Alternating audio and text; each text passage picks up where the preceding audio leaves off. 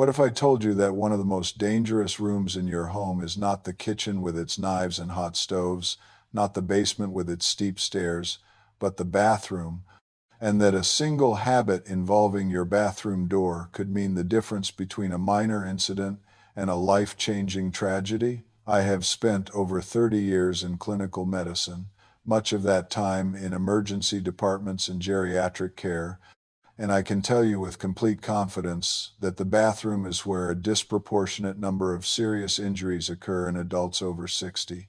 The data consistently shows this. My clinical experience confirms it week after week, and yet most people have never had a thorough conversation with their doctor about bathroom safety. Today I want to change that for you. I'm going to walk you through why the bathroom becomes increasingly hazardous as we age, what simple modifications can dramatically reduce your risk, what to do if you feel yourself falling to minimize injury, and critically, what steps to take after a fall to protect yourself from further harm. This is not about creating fear. It is about creating awareness and giving you practical tools to maintain your independence safely. Let me start by explaining why the bathroom presents such unique risks after 60. The first and most obvious factor is water. Bathrooms are wet environments by design. Tile floors, porcelain tubs, and glass shower doors become remarkably slippery when wet. Your feet, which may already have reduced sensation due to neuropathy or circulation changes, cannot always detect the subtle slickness that precedes a slip. The second factor is the geometry of the space. Bathrooms are typically small rooms with hard edges everywhere. Countertops, toilet bases, tub edges, and tile floors offer no forgiveness if you fall. There is nowhere soft to land and often very little room to catch yourself. The third factor, and this is one that most people underestimate, is the rapid position changes required in bathroom activities. You sit down on the toilet, then stand up. You step into the shower, then step out. You bend down to dry your feet. Each of these transitions challenges your cardiovascular system and your balance in ways that other activities do not. When you stand up quickly, especially after sitting for several minutes, your blood pressure can drop temporarily. This is called orthostatic hypotension, and it becomes more common with age and with many medications used to treat high blood pressure, heart conditions, and prostate problems. That momentary dizziness or lightheadedness when you stand is your blood pressure struggling to keep up with the position change. The fourth factor is timing. A large proportion of bathroom falls occur at night or in the early morning hours. You wake up groggy, perhaps with urgency to urinate, and you navigate to the bathroom in low light with a body that has not fully awakened. Your balance systems are sluggish. Your muscles are stiff. Your judgment may be impaired by sleep inertia. The fifth factor is medication. Many older adults take medications that affect balance, reaction time, or blood pressure. Sedatives, sleep aids, pain medications, blood pressure medications, and diuretics can all contribute to fall risk. When you combine these medications with a nighttime bathroom trip, the risk multiplies. The sixth factor is dehydration. Many older adults restrict fluids in the evening to avoid nighttime urination, but this can lead to dehydration that contributes to dizziness and confusion. It is a difficult balance to strike. The seventh factor is heat. Hot showers and baths cause blood vessels to dilate, which can lower blood pressure and cause dizziness, especially when you stand up to exit. The steam can also reduce visibility and create additional slippery condensation on surfaces. The eighth factor is footwear and flooring. Wet bare feet on smooth tile have almost no traction. Small rugs placed on tile floors can slide. Slippers with smooth soles provide inadequate grip. When you combine all of these factors, you understand why the bathroom deserves special attention in any home safety assessment. Now let me address the habit I mentioned at the beginning, the bathroom door lock. I have seen situations in emergency medicine that have stayed with me for years, and some of the most heartbreaking involve locked bathroom doors. Here is what happens. An older adult falls in the bathroom. Perhaps they hit their head. Perhaps they broke a hip. They are on the floor, unable to get up, unable to reach a phone, and the door is locked. A family member or caregiver hears a thump or becomes concerned after extended silence. They try the door and cannot get in. Precious minutes pass while they try to find a way to open the lock or break down the door. Those minutes matter enormously. For a hip fracture, early intervention affects outcomes. For a head injury, delayed assessment can be catastrophic. For someone simply lying on a cold tile floor, hypothermia becomes a real risk surprisingly quickly. The habit I recommend is simple. Do not lock the bathroom door, or if privacy is essential to you, use a lock that can be opened from outside with a simple tool like a coin or a flathead screwdriver, and make sure everyone in your household knows how to do this. If you live alone, this matters even more. A locked bathroom door with no one to unlock it means you are entirely dependent on being able to call for help yourself. Keep a phone within reach in the bathroom, whether that is a mobile phone, a medical alert device, or a simple cordless phone. I understand that privacy matters. You can indicate bathroom occupancy with a simple sign on the door or a verbal agreement with family members. You can close the door fully without engaging the lock. You can install a lock that allows emergency access. The goal is to ensure that if something goes wrong, help can reach you quickly. Now I want to walk you through a comprehensive approach that I frame as before, during, and after. Before means prevention. These are the modifications and habits that reduce the likelihood of a fall occurring in the first place. First, install non-slip mats or adhesive strips in your shower and bathtub. These should be secured in place and provide genuine traction when wet.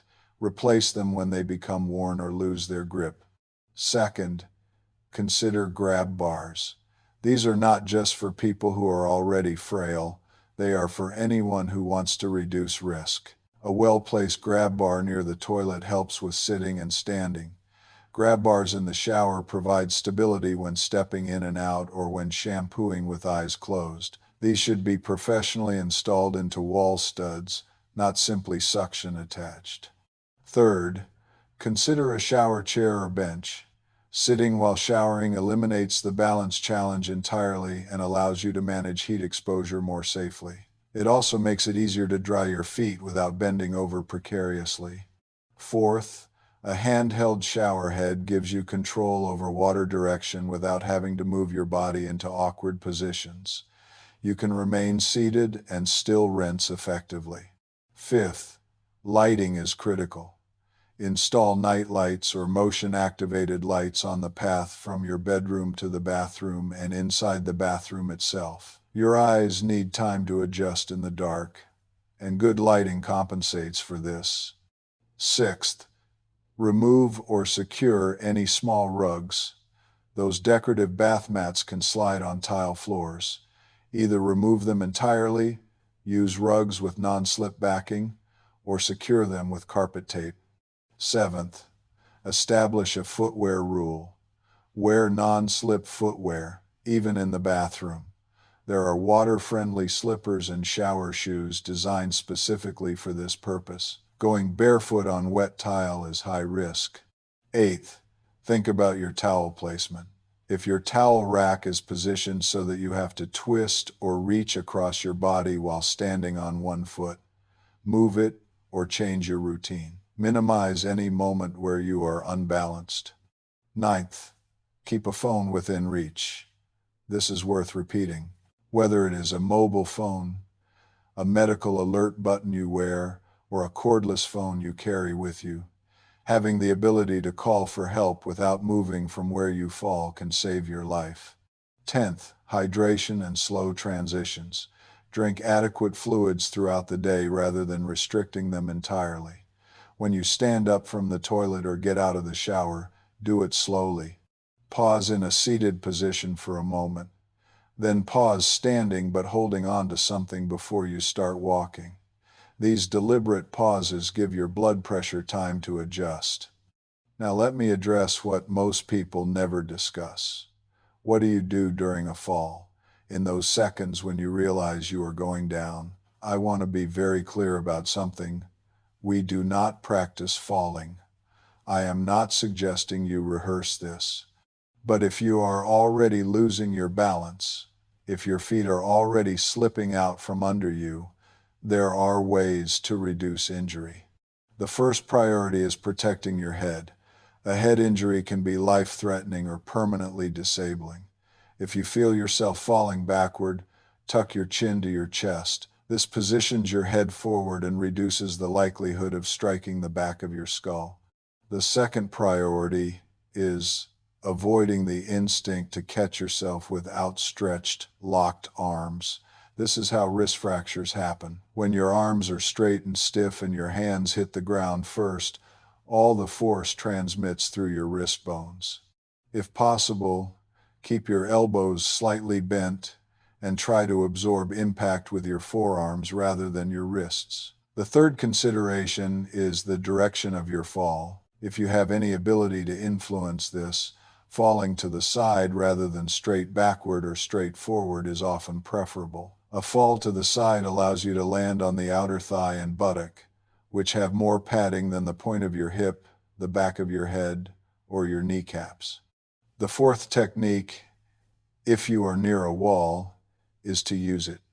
Slide down the wall in a controlled manner rather than falling freely.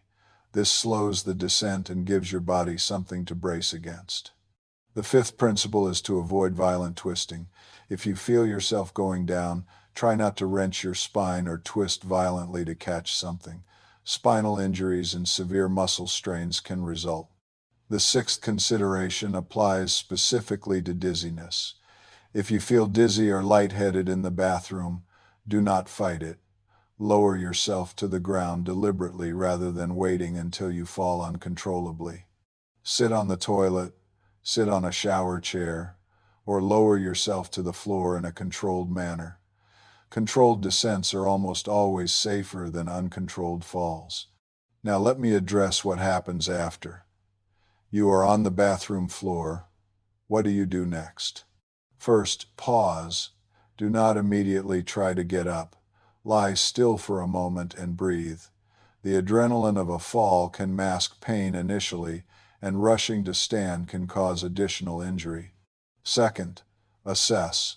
While lying still, mentally scan your body. Does your head hurt? Did you hit your head? Is there pain in your hip, back, or neck? Can you move all your limbs? Is there numbness or tingling? Do you feel confused? Third, call for help. If anyone is in the house, call out. If you have a phone or medical alert device within reach, use it. Even if you feel fine, having another person present when you try to stand provides an additional safety margin. Fourth, recognize warning signs that require urgent medical attention. These include any head injury, especially if there was loss of consciousness or confusion. Severe hip pain or inability to bear weight on a leg, which may indicate a hip fracture. Severe back or neck pain, especially with numbness or weakness. Visible bleeding that does not stop with pressure. Chest pain or shortness of breath.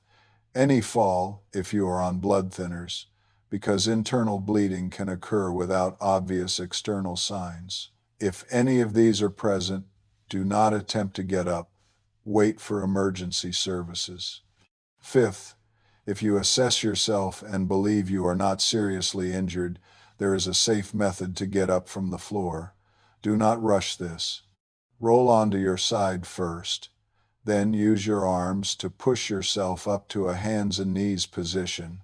Crawl to a sturdy piece of furniture, ideally something that will not move like a toilet or a heavy vanity.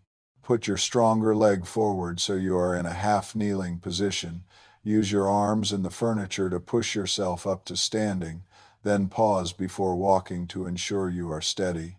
If at any point during this process you experience pain, dizziness, or weakness, stop and call for help. Let me share a few scenarios I have encountered that illustrate these principles. One patient, a woman in her mid-70s, got up to use the bathroom at 3 in the morning. She had taken her blood pressure medication before bed and had not had fluids for several hours. She stood up from the toilet quickly, felt dizzy, and before she could sit back down, she fell backward and struck her head on the tile floor. The bathroom door was locked. Her husband heard the fall but could not get in. By the time emergency services arrived and gained entry, nearly 20 minutes had passed. She survived, but the outcome might have been different with a faster response. Another patient, a man in his late 60s, slipped in the shower while reaching for shampoo. He caught himself on the shower door, which shattered, causing lacerations to his arm that required emergency surgery to repair tendon damage. A simple grab bar would have given him something secure to hold. A shower chair would have meant he did not need to reach at all. A third patient, a woman in her early 80s, began feeling lightheaded while showering in hot water. Instead of trying to finish her shower and get out quickly, she remembered being told to lower herself deliberately if she felt faint. She sat down on the floor of the shower, turned off the water with her handheld shower head, and called to her daughter who was in the house. She was cold and a bit shaken but uninjured. That outcome was directly attributable to her decision to go down controlled rather than waiting for an uncontrolled fall. Small changes, different outcomes. I want to give you something practical that you can do every day. I call it the 5-minute bathroom safety reset. Each morning, before or after your bathroom use, take a moment to check a few things. Check the lighting. Are the bulbs working? Can you see clearly? Check the floor. Is it dry near the toilet and outside the shower? Are there any rugs that have shifted out of position? Check your grab bars or supports. Are they still firmly attached? Place your phone or alert device where you can reach it from anywhere in the bathroom. Remind yourself of the slow stand rule. When you get up from the toilet, pause seated, then stand slowly, then pause again before walking. Take one deep breath and reset your awareness of your body and your surroundings. This becomes automatic after a few days, and it keeps safety at the front of your mind. Now, I want to hear from you, because your experiences help me understand what topics need more attention. Please tell me in the comments how old you are and where you are watching from. I am always curious about the community that gathers around these discussions. And tell me, what is your biggest bathroom concern? Is it the shower, getting up at night, dizziness, balance, something else I have not addressed? If you found this discussion valuable, I would be grateful if you would take a moment to like this video and subscribe to the channel. It helps more people find this information, and I genuinely believe it can prevent injuries and save lives. Let me leave you with a final thought. There are two futures here.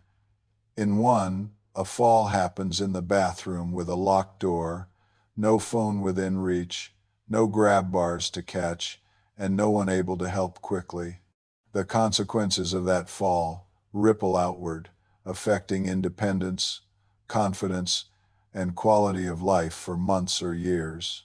In the other future, simple changes have been made.